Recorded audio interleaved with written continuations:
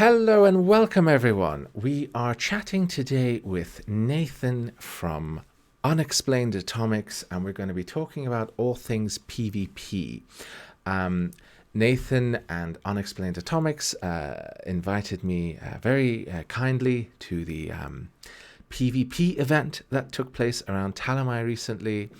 And we decided, in order to try and demystify PvP a bit, try to invite as many people as possible into the PvP scene that want to be there, and to try and talk about some of the barriers to entry and a whole bunch of other stuff. So let me first allow Nathan to introduce himself. I'm sure he has a lot more he can say about himself than I can. Hello, I'm Nathan, obviously. Been playing the game since the second week of beta. I'm a recruiter for Atom or Unexplained Atomics. That's kind of my background. I love PvP in the game. So you are a recruiter for AC Atom. Yeah, I am. Very cool. Interestingly, so I was role playing like a neutral BBC war reporter when I went to the PvP event with you guys, that then kind of starts to go rogue and take sides. Pump those guns. You pump those guns. Yeah, for the belt. And proper got into the story of the fight. But then, yeah, a lot of people are talking about taking sides. So that seems like a good place to start. Uh, Before we talk about the community, the PvP side of the game as a whole, what the hell does it mean taking sides? Who are the players on the field? So it's obviously us, Atom. We're allied with AC. So any organ AC was kind of on our side, running the blockade of us, and then we were against Boo. We're kind of enemies of Boo. Mm-hmm. And then there's Havoc and Blitz, who are allies with Boo. Mm-hmm. And then there's also a large Russian group who are also allies of Boo. Mm-hmm. So that's kind of the two sides to the fight. So the fight and test. So let's talk through that quickly. First of all, hello Oriana, welcome, buddy. Do if anyone wants to come hang out with us again, do come to the Black Pyramid of the Void and come chill in the hot tubs. So, yes, BBC unbiased, absolutely. So the role play behind the latest fight that took place was yourself, a few other people. You were tired of sitting in travel pipes looking for people to hunt. You were tired of shooting at people who couldn't shoot back, and we'll come back and talk about that in a little bit. But you wanted to shoot at people with guns to shoot you back with, and you wanted to draw your enemy into a fight. And so the way you went about that is to declare that Talamai was on lockdown, and by that you didn't mean like an actual griefing players lockdown the planet. You could still warp to it. It was still open to everyone, but you wanted to say to people, hey, you're not allowed to come here for now, in order to get people to say meh and come and shoot at you. Is that right? So tell us a little about that. Yeah, so like in the past, we've tried shit talking people to like try and get them sort of anger us to come fight us, and it just hasn't been working. But then actually telling people that they're not allowed to do something, that then gets them riled up and want to fight you, and that it seems very successful. And I think we're going to do more stuff where we tell people that they're not allowed to do something in the future, because it seems to work very well. So telling someone that they can't. So how do you balance that between being seen, because the one thing I'm guessing you don't want to do is be seen as like a code or anything like that from Eve. I know that there was some joke talk about buying mining permits or something around Talamai, but how do you balance the wanting to grief your enemy, so the PvP community, to come and shoot at you, versus the new player in a UEF hauler that's just trying to get about? How do you address that issue of the role play of the blockade versus not being a griefing activity? So obviously we're very public about the blockade and and that not to go there. So if you kept up to date in any of the forums or the news, you would know not to go there, or at least not to slow boat. Um, And like we're very open about ways to avoid the main pipe and like to avoid pirates and stuff. Because we don't actually want to be killing the new players, because obviously that's not healthy for the game. And we want people to fight who shoot back and fight. But like at the minute, it's kind of just if we see someone on radar, we're gonna shoot them because it's so rare to see someone on radar. So Yes.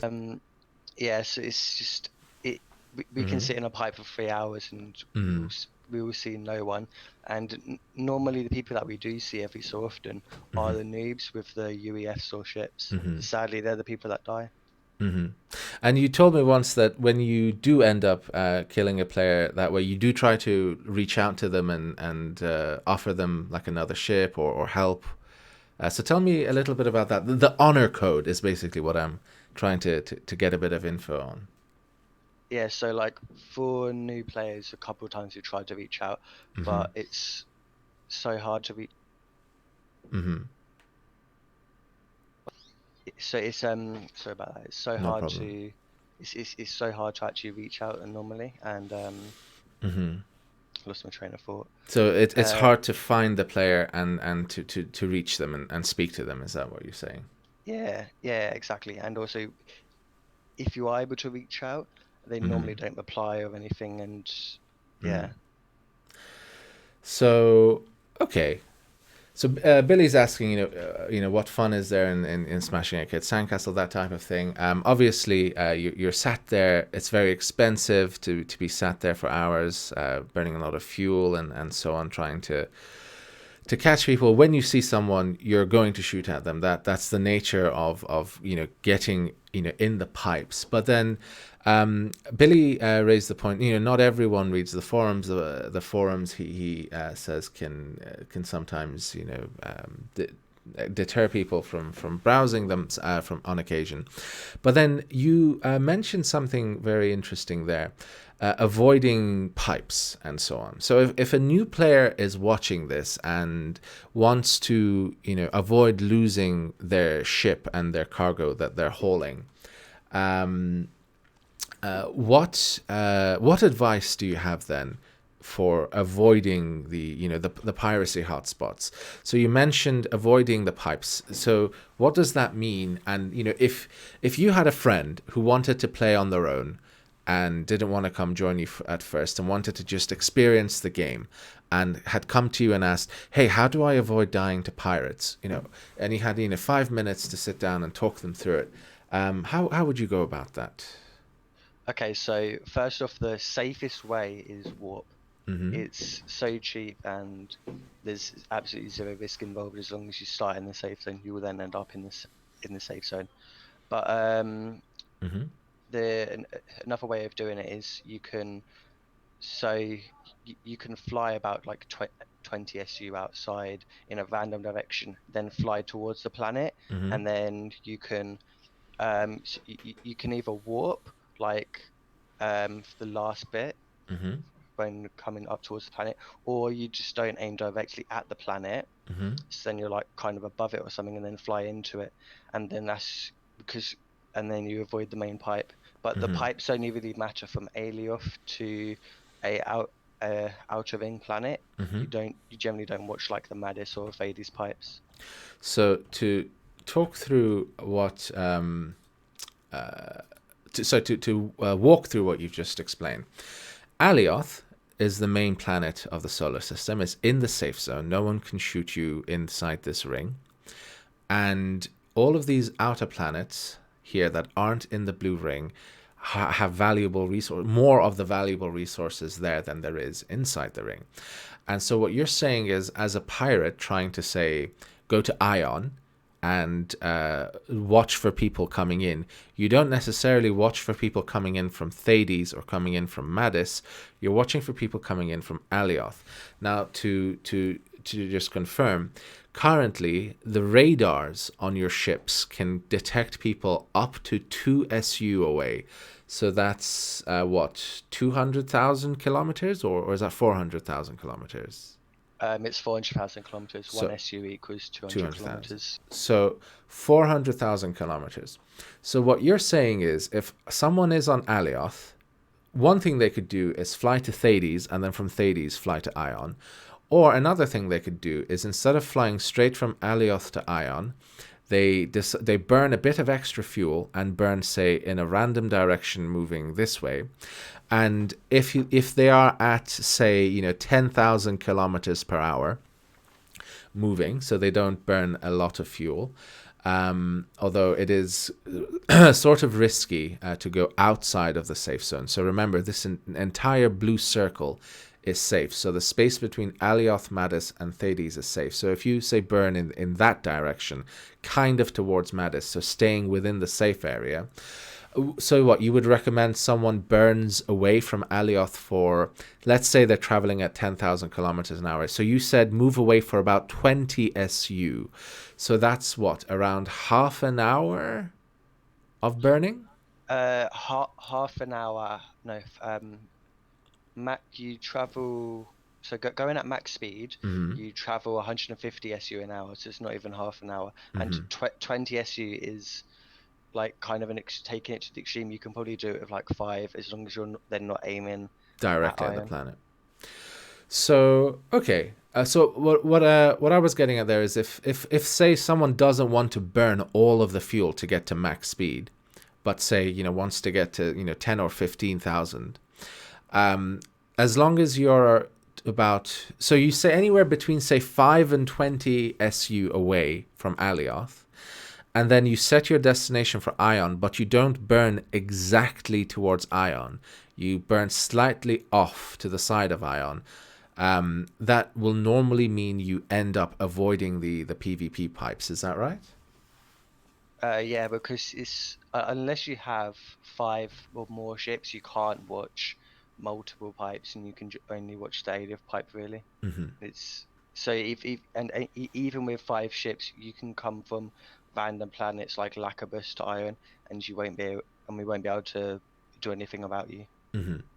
Okay, so we talked a little bit about avoiding the piracy there, but so the reason I wanted to talk about that first is because that's the most common thing that we talk about here in order to try and help new players. But the next thing to then talk about, again, thinking more towards newer players, is barriers to entry. What does it take to get into the PvP of the game? You mentioned to me previously getting a big PvP ship isn't difficult. So what kind of quanta cost are we looking at? What do talents mean? What do you need to have trained? How would a fresh account logged in day one, I want to do PvP, how do they get into it, and is solo PvP viable? Okay, so I think we discussed some solo PvP options in the stream earlier with obviously multi-boxing, but that obviously means you have to have multiple PCs or and multiple accounts, which can get expensive with real world money. Yeah. So it's not for everyone. And then there's a script with Lua that lets you be a gunner and a pilot at the same time. It's very hard to be able to shoot and aim and everything at the same time, so it does take a lot of skill and practice. But it can be done, and it's not too bad for piracy because obviously it isn't as intense. But for like a big barrier to entry, I believe, is cost. That PvP ships cost a lot. But actually, when you kind of break it down, so let's take the particle, which is a PvP ship that Atom sells on D creators. It's selling the token for 80 mil, okay? It takes at least 3 people to create, 1 pilot and 2 gunners. So let's say, so you're going to need those 3 people, okay? So you find 3 people, or and then you find 2 other people who are interested in PvP. Yeah. You then go and mine 1 T1 Mega Node each. So let's say you pull one mil of a random tier 1 ore out the ground and go sell it to the bots. If you can go sell it at 25 per at the minute. Yeah. So 25 mil times 3, that's 75 mil. You're so close to being able to buy the particle of the creators, and you normally tend to mine about 1.5 mil from a mega node liters, don't you? So actually, the numbers, when you work out those numbers, you can easily afford a particle if you mine like Hmm. 3T1 mega nodes, and then you've got more than enough to go and set up lines for your ammo and your fuel, so then you can run that ship. Hmm. So So yeah. I think the cost can be broken down very easily and quickly if you have multiple people, because you're going to need those multiple people to run the ship anyway. Hmm. Okay, so there with Lua, though it's extremely difficult, there are starting to be options for gunning and piloting at the same time. But again, to explain, currently there's a seat called the piloting seat, and anything larger than, say, an extra small weapon can't be linked to it. So you need a specific seat for a gunner to be able to fire your weapons. So there will at least need to be one person flying and one person shooting, and each seat has a maximum capacity of how many guns it can take. Those are affected by talents, but say on the ship that you are selling from AC Atom, it takes one pilot and two people shooting guns, and preferably perhaps also a flight engineer repairing things and plugging holes to crew properly. And your suggestion for somebody new to the game who wants to get into PvP is to go out, mine ore, sell that ore, and then buy a pre-built PvP ship to go and pew pew with. Is that right? Well, you don't have to buy the PvP ship, but obviously Mm-hmm. it's built with players who know who have some understanding about the PvP. So Mm-hmm. then it's be a good quality ship to start off. So for someone who knew what they were doing when they built it. Well, we'll talk about that as well in a little bit. But to catch up on chat for a moment, Kestrel PC, yeah, absolutely. Lethal, so Kestrel is saying it can be harmful to new players to get everything they need for their first spaceship and then to go and have it blown up. But then, the old Eve Creed, don't fly what you can't afford to replace. And Lethal reminds us that within the safe zone, there is still plenty people can do to make money and get established in the game. So there isn't a need to leave the safe zone at the start. And so by the time you are ready to leave the safe zone, you can invest some time to learn how to protect yourself. Billy is, yeah, I'm also very protective over new players. The good thing about PvP in a game like Eve, for instance, is if you end up killing a new player, it is so easy to send them their money back and give them some tips. And so one point of frustration that you've identified, Nathan, is it's not easy for you to get in contact with people who come across you in pipes and so on. Good afternoon, Burmer Fett, and so Shaman is asking, are mobile nimble ships good for PvP, or is it all about the honeycomb? It's pretty much all about the honeycomb. Honeycomb is very strong in this meta, Mm-hmm. to like defend your elements and guns. Mm-hmm. So yeah, fast, nimble ships not so good. Big armored ships are currently good in the meta. JC said Lua shooting was not going to be possible, so he suspects that script will get fixed at some point. And Oriana says some folks, me included, aren't interested in PvP. I'll just stay in the safe zone and get my limited resources if necessary. There will be enough resources to do what you want to do in the safe zone. I think that was one of their stated goals. Yeah, you pretty much leave the safe zone when you're ready to and when you want to take that risk. Right, so the next thing we wanted to talk about, you said that one thing you can do is to build your own ship, but another thing you can do is to buy a ship, but another thing you can do is to build your own ship. So let's talk about the minimum viable ship. What does a ship need to be able to hold its own in PvP? You mentioned the honeycomb meta is strong right now. So let me group a few of these things together. We've already talked about how pipes work and how to avoid getting ganked. So if you want to go out of the safe zone, we've talked a little bit about how to try and stay safe doing that. But talk about what is the minimum viable PvP ship and what weapons you use and what weapons are recommended and why? Okay, so in terms of weapons, only large weapons are viable at the minute because they just do the most damage. And then when you get into like the individual weapons, there's four main options: railguns, which have loads of range; lasers, which have a bit of range and very fast fire rate. Then there's cannons, who don't have much range but a very fast fire rate. Then there's missiles, which have a slow fire rate and not much range. Okay. So range is king. Is that so? Everything you were talking about was related to range there. So what is the advantage of I mean, we know that what the advantage of outranging an enemy is. You can shoot them; they can't shoot you. But how how does that work in practice? How does it work when someone closes a gap? If you're using missiles, how do you get close enough to shoot? Should everyone be using railguns all the time? What sorts of situations would warrant different weapon types? And hello, Eric. Welcome. Okay, so railguns have the most range, and they can basically snipe targets. And when they if you're piloting a railgun ship and you see a ship that doesn't have railguns trying to close a gap on you, the pilot should then be trying to burn away and telling the gunners to stop firing to keep that gap.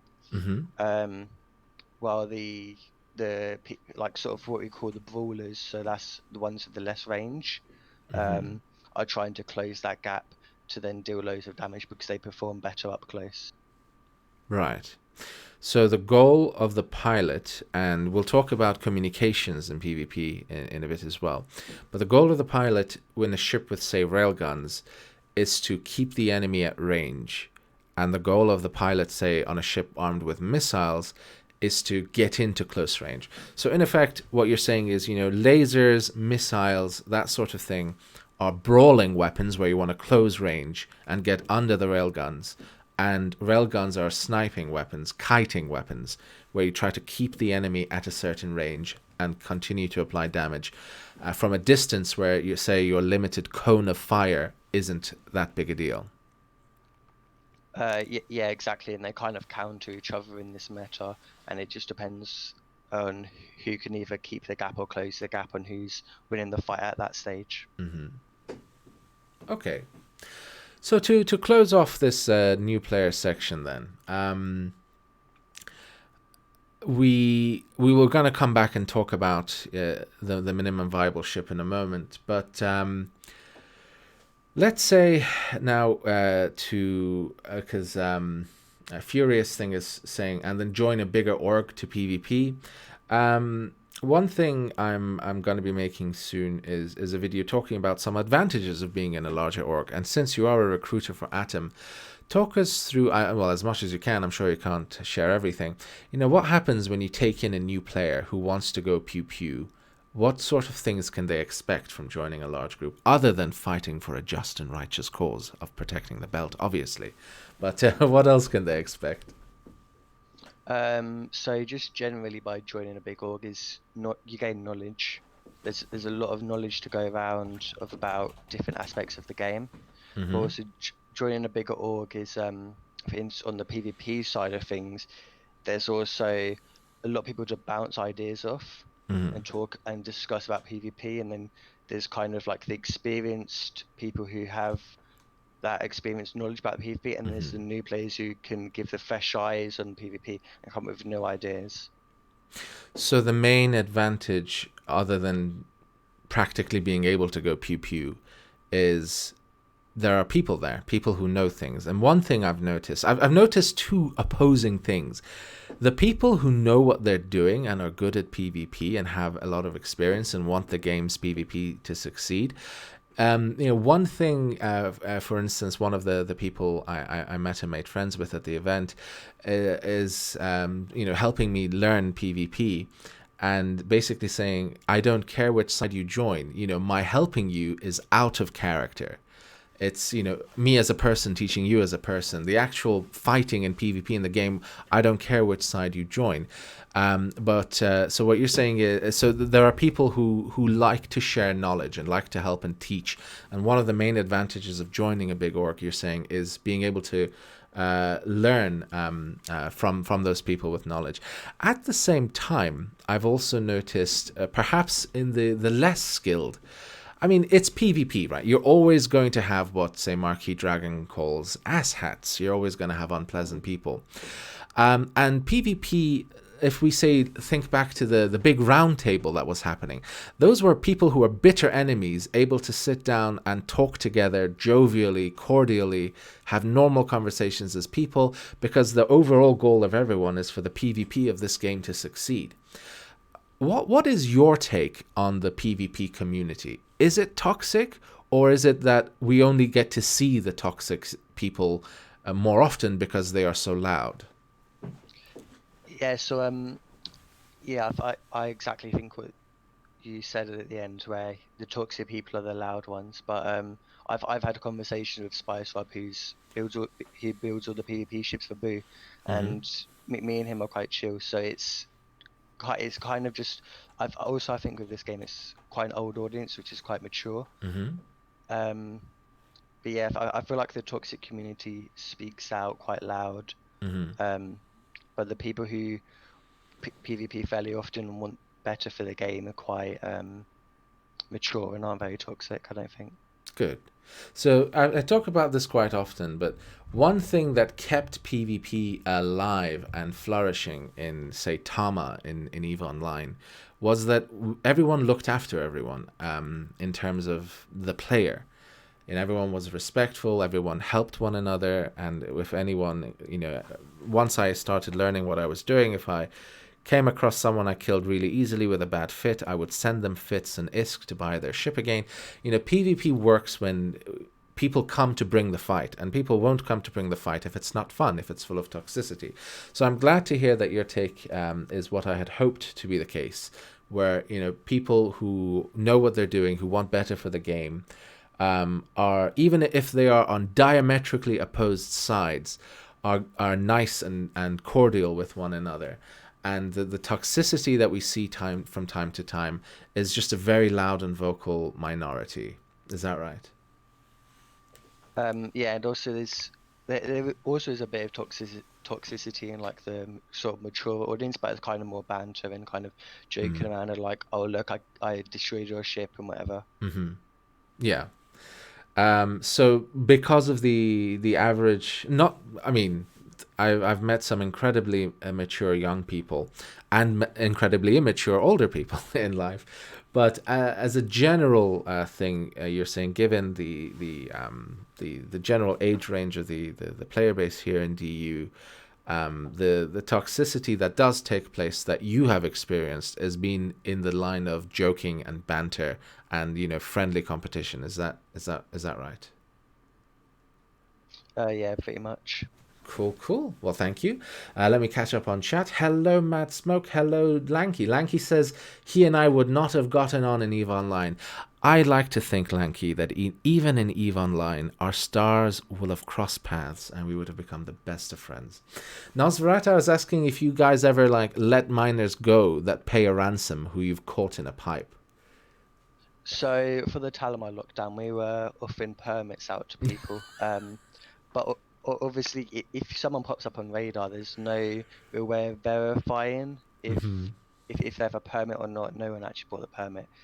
There's no way of verifying if they have a permit or who they are, like talking to them. It's just lock and fire. That's all you can do. Very nice.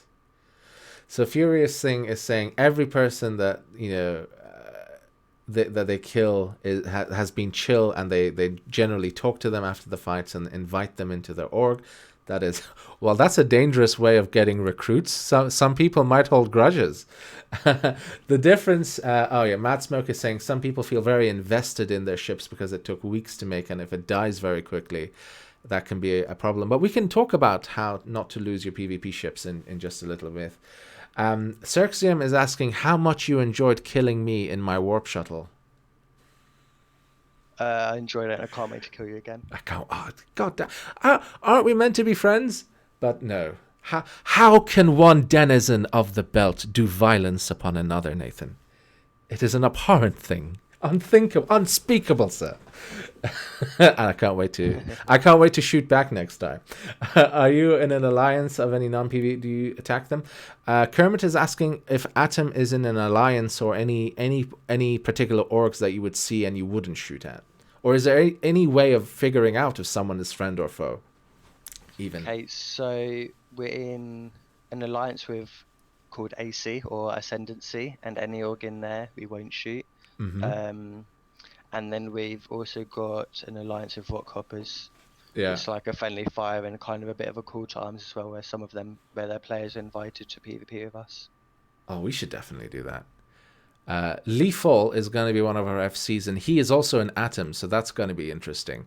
But I am being advised to pee in the hot tub in order to get back at you by Kestrel PC. I will refrain on this occasion.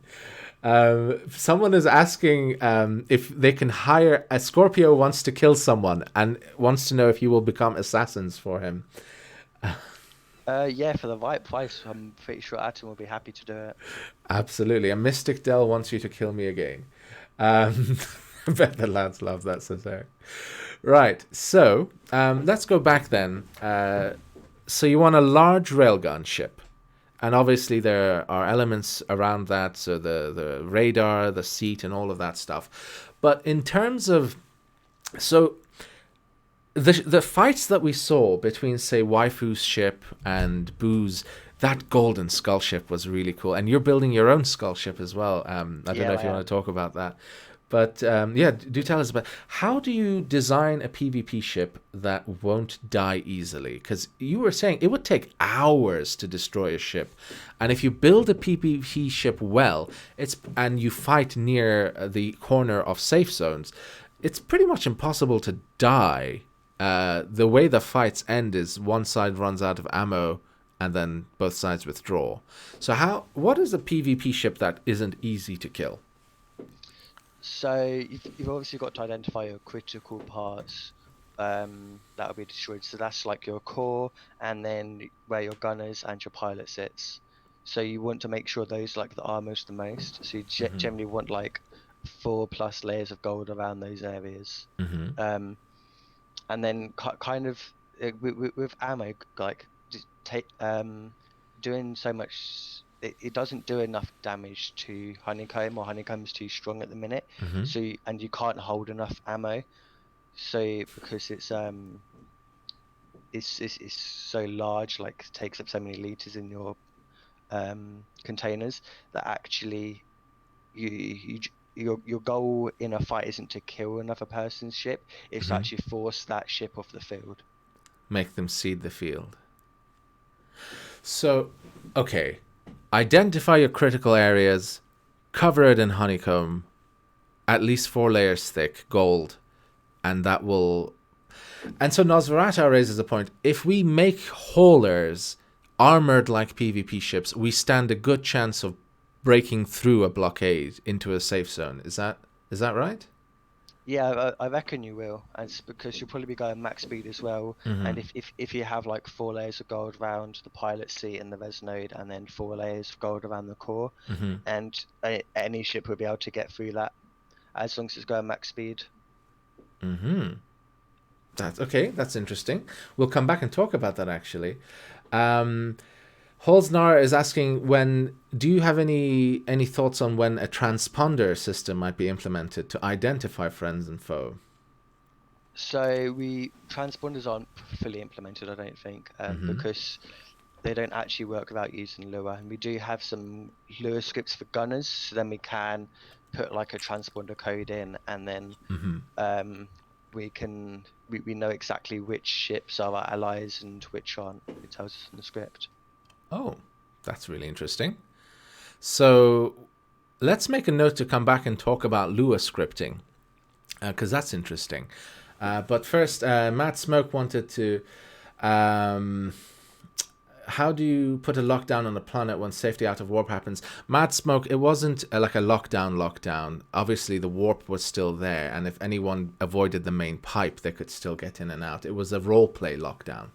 But he's asking how the lockdown went and were your goals achieved. And what were your goals? We've already talked about that a little bit, so I'll just quickly summarize for you. The goal was to try and get people to come and shoot at them, and it succeeded very well. We had one of the best PvP events in the game that's ever happened because of the lockdown. So it did achieve its goal. Is there anything you would want to add to that, Nathan? Yeah, exactly. Was to get people to fire back at us and try and kind of get a bit of an uproar in the community. It wasn't to kill haulers, even though that was a byproduct of the lockdown. True. Mystic Dell is holding on to some resentment. Billy Bula, it wasn't Metsis that I murdered. It was Mystic Dell. And yes, he would put a bounty on my head immediately once the bounty system comes into effect, even though I paid for a replacement ship. Boo still claimed victory, but we all know who won. Who had the better war reporter? Let me ask you that question, Nosferatu. Gothic was better. Gothic. Oh, how could you? So you've been in Atom for months, barely ever PvP due to the time investment in one sitting. This stuff does make me very proud to be part of Atom. Eric, that is very good to hear. Shamsi, better reporter confirmed, says Mulligan, you have been outranked, sir. Thank you, Mulligan. Let me put a heart in channel for that. But yeah, that is very interesting. Let's just take a quick detour for a second and talk about that. What is the role of propaganda, misinformation, and having the better war reporter in the PvP scene at the moment? So, well, I think from a recruiting standpoint, like having someone on your side that a lot of people like to watch can be good for recruits, and people are going, oh well, if Shamsi's supporting Atom, I want to join Atom and gain some PvP action. So well, Shamsi was a neutral war reporter. That didn't quite work out. Lanky is asking, do any of the large PvP org offer ship replacement programs? Or I'm guessing also, let me expand on that, honeycomb replacement programs. Is there like a... Org wallets aren't a thing yet, but is there a process that you know of where, you know, after a PvP, they collectively lick their wounds? So obviously the PvP event on Talamai, that was an org operation. So all the ships were run by the org, and they were all repaired by the org and paid for by the org. On our side at least. And then any like ships that we destroy that are allies, we obviously have to give retribution and give a kind of back to them and say sorry for destroying your ship. But yeah, it's not really anything that happens like between other orgs unless they're allied to us. Okay. Does that answer the question? I think so, yeah. So there is when it's an org event, it is org funds that you know, correct things. And in an event, if you accidentally kill an ally, you do address that. Eric has followed. Thank you for choosing to follow, Eric, and welcome. So let's broaden the discussion for just a moment here. What is the current PvP meta in the game? We've talked about it a bit already with Honeycomb, but if you had to encapsulate it in like a paragraph, how would you encapsulate the current meta of the PvP? That's going to be a hard one because it's quite advanced. Well, take as long as you want. Don't worry. But yeah, so obviously large cores, and then I recommend either railguns or lasers. Then there's I'll try and keep it as simple as possible, but you generally want about over 8 Gs of thrust when full, and then probably about double that in vacant force. You want lots of armor and voxels. I think that kind of sums it up to some extent. I don't know if you have any more questions about it though. So when full of all your ammo, spare voxels, scrap, everything, spare element, everything you want to carry, everyone's on board. You want to have about 8 Gs of thrust in space and about 16 Gs of braking power. And then, obviously, you want enough adjusters to be able to maneuver properly. And then you've also previously mentioned wrapping core systems, and I guess in a PvP ship also having, proper armor plates, spaced armor or whatever, as well. And if you, when fully armored, when fully laden, if you can brake at 16 Gs, move at 8 Gs, you'll be maneuverable enough to be able to compete in this meta. And then the other consideration there is guns, having the large radar and guns able to shoot out at 400,000 kilometers. Yeah, that's pretty much it. Good. But with the thrust, that's kind of like a minimum. So for pirating, you want more thrust because obviously you need to be able to get to that 30,000 kilometers faster. Yeah. But for like proper warships, you want lots of armor, and like the armor's very forgiving if you put yourself in a bad situation, so you don't need as much thrust. Okay. So piracy ships need a bit more than 8G then. Yeah, and they don't need as much armor because you're not expecting a fight. Oh. In some cases they can be pure elements. So what do you do if someone comes down the pipe in something called, UEF Hauler Mark II, and they end up being like 20 railgun, fully armored behemoth? Do you just run? Well, we kind of assess the situation. So what ships do we have out there? What they're capable of? Are they armored enough? Do we have enough resources to take this fight? Can we call in more people? It's yeah, it's kind of very situational, and obviously we're probably not going to kill them. So it's probably just how long can we actually last in this fight. I see. Well, thank you. Eric is saying good night, Eric. Matt Smoke is asking, how would you like to see PvP progress moving forward? Would you like things like the nullsec system in Eve, or high risk, low risk space, not just planets but space? How would you like to see the PvP progress moving forward, Nathan? Okay, so first off, I want different cores to be viable. So at the minute it's L cores or nothing. I want like kind of XS cores for you to be mucking about with a bit with some mates. Then S cores can be like your kind of cheap entry level for like new players. M cores should be like kind of what you run most of the time. Then L cores is what you bring out when you really want to win a fight. Special occasions. Yeah. And then I want reason to actually go out into the PvP zone. Like asteroids that are coming for mining and things like that. Yeah, exactly. And also like kind of reason to go. I think they said that they're going to put some asteroids in the safe zone and some in the PvP zone. So there needs to be reason to go to the asteroids that are in the PvP zone over the asteroids in the safe zone. Otherwise, everyone's just going to go to the safe zone, and then there will still be no PvP content. Oh, yeah. Clem is saying that his warp scramblers are needed, Lanky. Yes. Clem is saying, well, when other defensive mechanisms are in place as well, that his stream freezes when watching me, but not other streamers.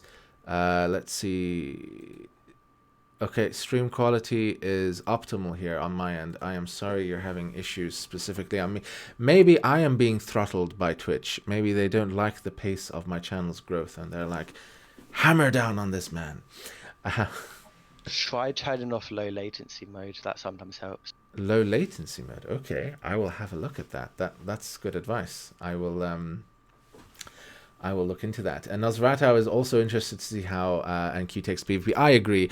I don't know why. I just want a carrier meta to come into the game, where the most powerful PvP ships are the ones that have like 20 extra small core fighters and bombers, and you launch flight wings and then try to snipe each other from a distance. I can't wait if that is ever a thing. No worries, Clem. Stream has been good for you today, Billy. Welcome back, Fuzzy. Right, so let us move on to, what should we talk about next? Let's talk about organizing then.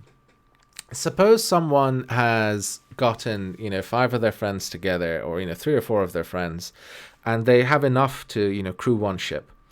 Um, how do obviously you won't share anything you can't share with us, but how do you go about organizing things in terms of communications? What roles exist in a fight? What other people will do, and how you organize your voice comms to be most efficient. Okay, so in terms of like ship roles, there's the pilot, there's your gunners, and then there's your repair guys. So Mm-hmm. obviously each of them have their very distinctive roles.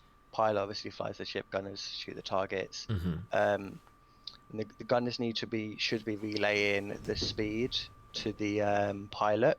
Mm-hmm. The pilot should be relaying to the gunners when they're aimed at the targets, when to Mm-hmm. fire and stop firing.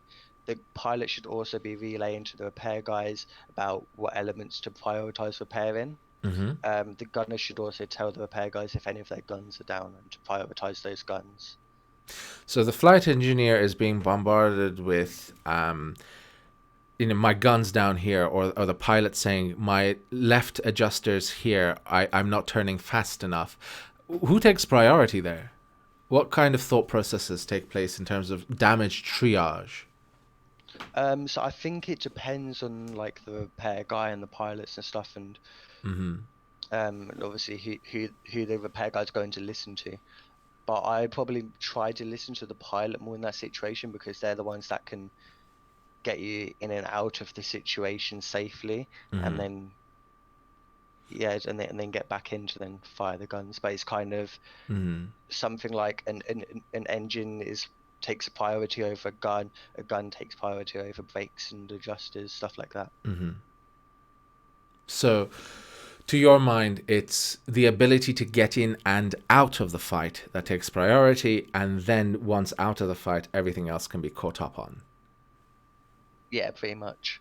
Um, Yeah. but I want to touch on comms again. So Okay. when you're pirating, comms basically don't matter. You can be talking openly Mm-hmm. until you see a target, and then and then it's just quickly switch off whatever conversation, talk about range and speed and whatever, and then kill them. It normally takes a couple minutes. They die, and then you can go back to talking openly. But when it comes to like uh, proper fleet fights, we Mm-hmm. use Mumble. There's some other options in there. Mm-hmm. Basically, Mumble um, is you need like embedded voice comms Mm-hmm. so that I can talk to my pilot, gunners, and repair guys. They all need to be able to talk to each other Mm-hmm. without the rest of the fleet hearing. Right. But while I also need to be able to communicate with the fleet, and Mumble lets us do that, and there's a few other versions of Gilded and TeamSpeak, I believe, does it. So, even within a ship, let's say the repair crew need to be able to talk to themselves, and then the pilot and the gunners need to be able to talk within the ship, and the repair crew and all the other coordination that needs to happen there. And then the fleet as a whole don't need to hear those conversations. So there's subdivided channels in Mumble where, say, the pilots can speak together, where the fleet commander can give general orders, and then the ship itself has its own channel of voice comms where the crew talk, and then perhaps also within that specialized areas where, like, okay, I'm going to go repair this, you go repair that type thing. Yeah, pretty much. It's to kind of clear up comms because when you've got 5 ships out there, I Mm-hmm. don't want to be knowing that Jimmy on another ship is repairing Mm-hmm. because that information is useless to me. It's always a Jimmy, isn't it? Right. So, yeah, they need to make all core sizes viable NOS indeed. Voxel Vision saying he has the same problem on his phone. Oh, I'm sorry, Voxel. Hello, Dank. Bomer Fett is saying kind of like World War II Pacific battles. I know, I know. It's just a staple in the sci-fi space combat scene where you have carriers launching fighters, even though it makes no sense. I would love to see somewhere where new players could PvP. Yep, the arenas are coming, and Nosferatu has just said that. Lanky says, agreed, there needs to be a total point system of some kind designed for each dynamic core, and each element you add to that ship can be balanced within the size of the core. So fighters can add warp stabilizers to counter warps. Yeah, That would be very cool, Lanky, indeed. And okay, no new questions there. Just people joining in the conversation, which I want for you all to do. Nazra, it needs something because of the moment. The only way to PvP is to go to a PvP zone in a cheap ship and going up against armed and crewed veterans. Yeah, hopefully the arena will help there. Or also, perhaps also joining an organized group might help there. Okay, so that's comms. Let's talk about each of the roles now in turn. You've talked a little bit about, well, not a little bit, you've talked at some length about the role of a pilot and the role of a gunner relative to, you know, what to call out on comms and so on. But just based on your own experience, anything that you can share, what advice do you have for a gunner, for a pilot, or for engineering crew? Okay, so I've gunned the most, so I guess I'll talk about that first. So it's kind of, for pirating, you just need to fire this once as soon as you get a lock, because you want to cause their warp drive cooldown so they can't warp away. Yeah. And then it's from there on, it's kind of just calling out if you have good solution to the gunner, to the pilot, I mean, and then like making sure you're in range and stuff, and kind of keeping track of your weapons, making sure they're all reloaded and all firing and whatnot. So then, managing your weapons, communicating with the pilot whether you have a good probability to hit, what your range is, and so on. Yeah, that's exactly it. And then communicating with the pilot their speed. That happens more so in or it's more important in pirating, because you're trying to kind of match their speed and match their vector and stuff. And then there's the pilot role. So this is probably the most complicated role, the hardest role. So you've got to keep track of where everyone is on the field, what ships your enemies have and what distance they are, to try and keep and you need to be trying to close the range or keep the range, depending on what ship you have and what ship they have. Yeah. It's just a constant battle, and your gunners need to be also communicating what guns they have and how many gunner seats they have. You kind of estimate it. And yeah, so then like they then know where they should be positioned, kind of. So that's a lot of very complicated decision making there. Yeah, pretty much. But also armor's so forgiving, so if you make a wrong decision, it isn't too bad. Armor can save you. Oriana is saying, if anyone wants a medical post, a nurse station for PvP sessions, that she is your gal. Slame is asking how you can sign up for PvP. Well, Nathan right here is a recruiter for Atom, and Nathan has said there's Havoc, there's Boo, there's a lot of welcoming communities out there that if you can join if you want to. We will also be in the EATC going out to shoot very soon.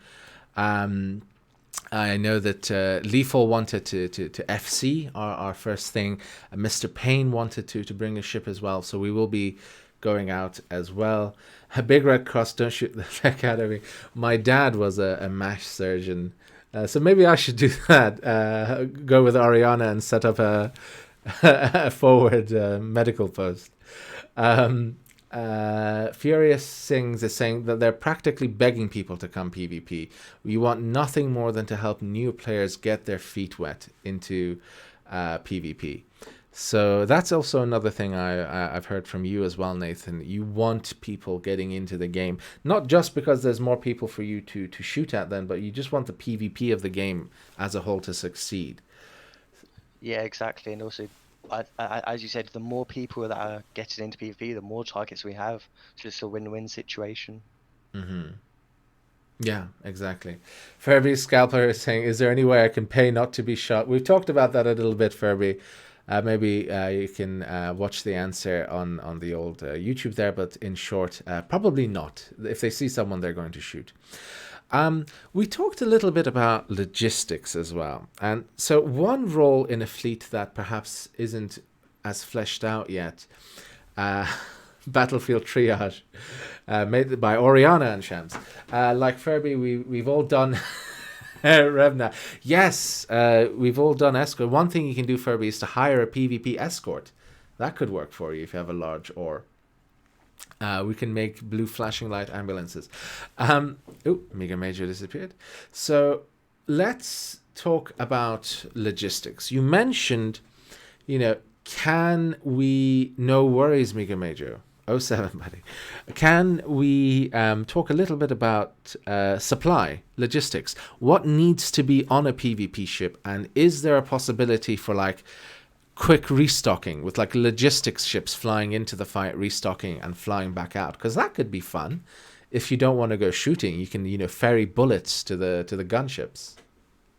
Okay, so we've discussed about like restocking our ships during a fleet fight, and we've decided to not go with it for now because it's taking a target off the board, and having another target for the enemies to shoot at is so much more important than them dipping off for 15 minutes to go repair and like refuel and get all their ammo and stuff to then go back out. And we're trying to build our ships so then we can carry more and more of the supplies we need. Okay, so having ships on grid is more important than resupply currently to your decision making. Warcrier TV is asking, is it possible to PvP as a solo player, or are extra small guns just too weak? The answer is they're just too weak, but perhaps Nathan can expand on that and explain why extra small solo guns aren't viable right now. So if you look at the stats of extra small guns, let's take rail guns. They don't have enough range to rival large rail guns, which is what most people are running. So with a large rail gun, I can shoot you at 2 SU pretty much.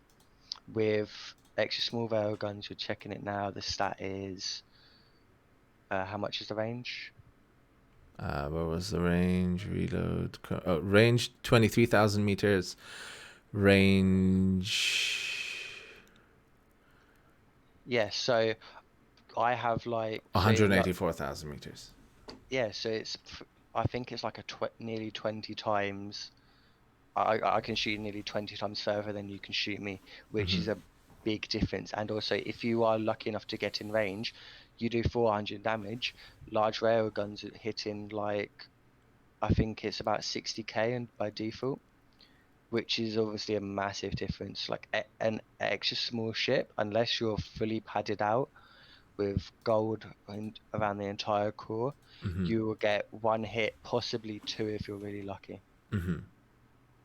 So you're gonna get one popped, and you can't do the damage to get through the larger ship's armor. Yeah, exactly.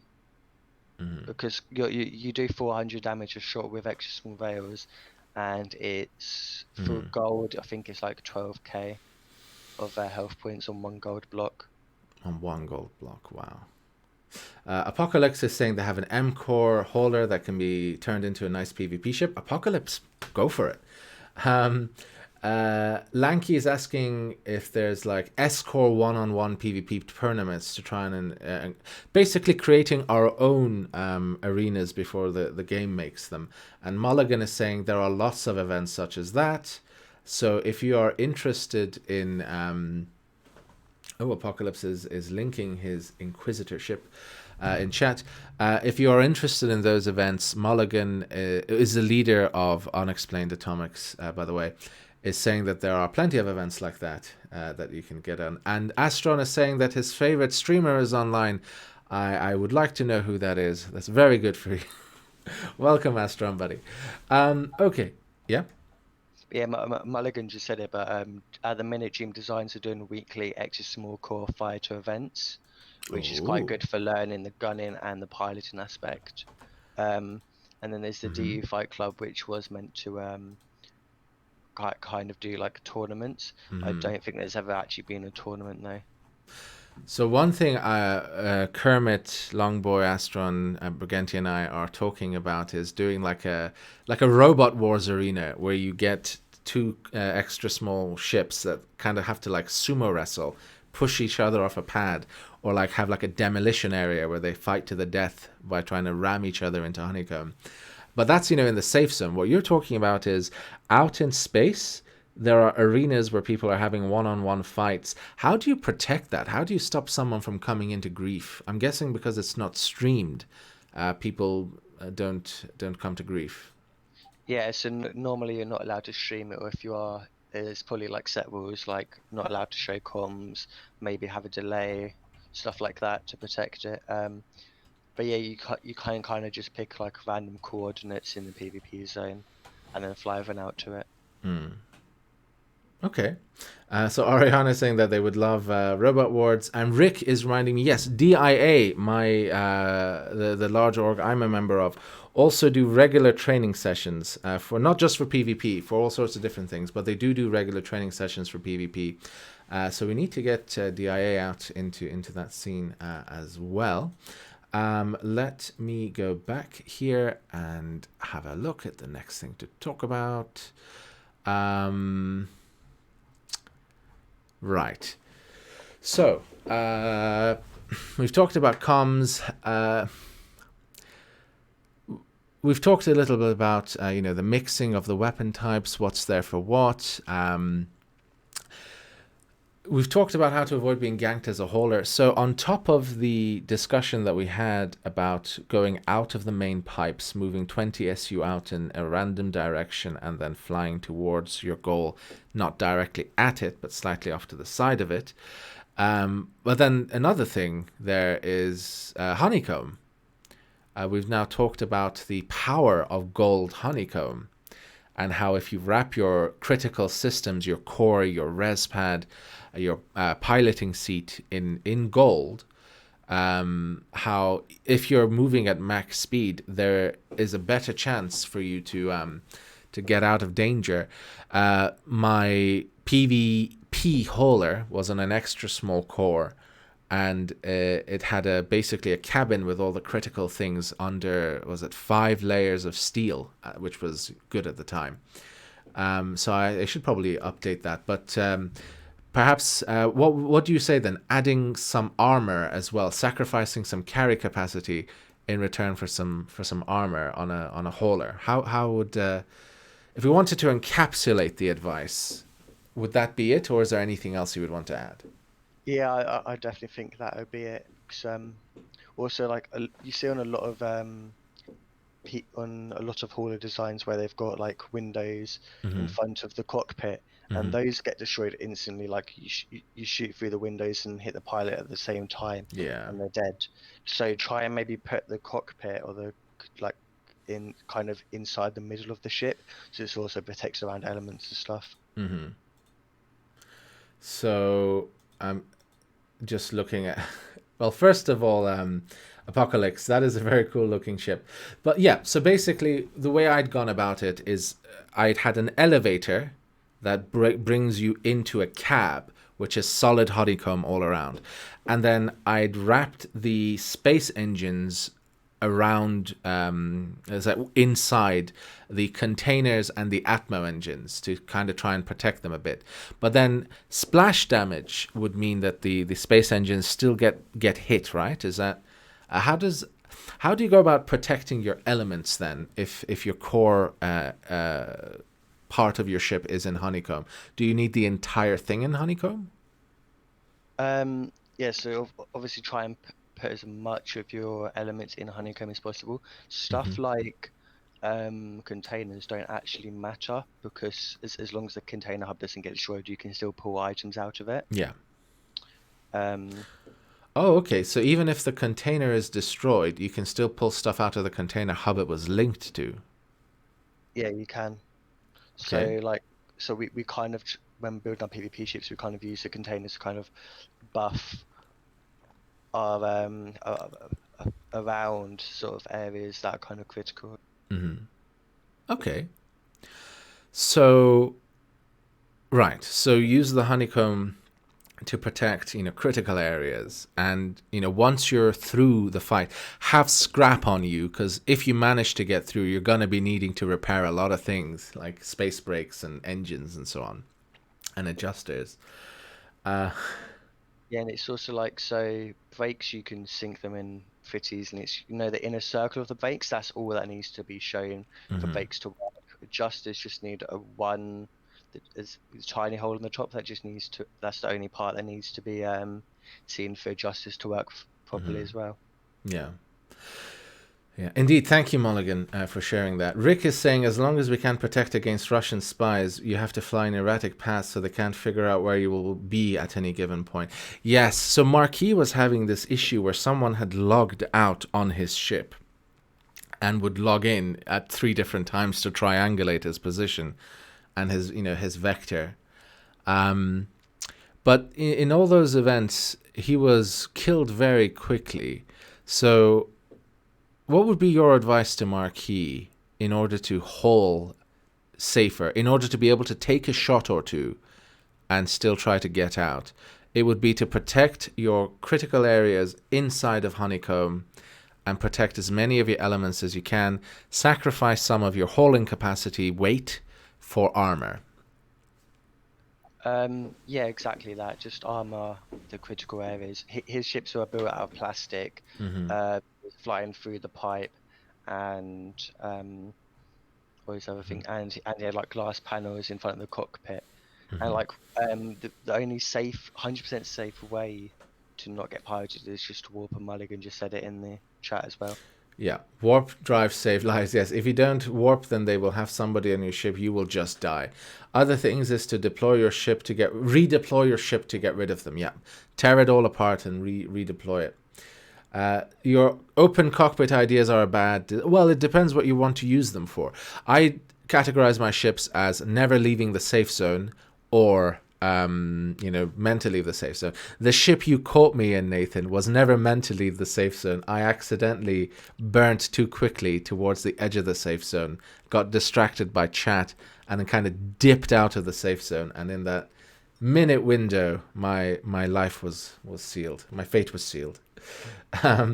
So they can stand on top.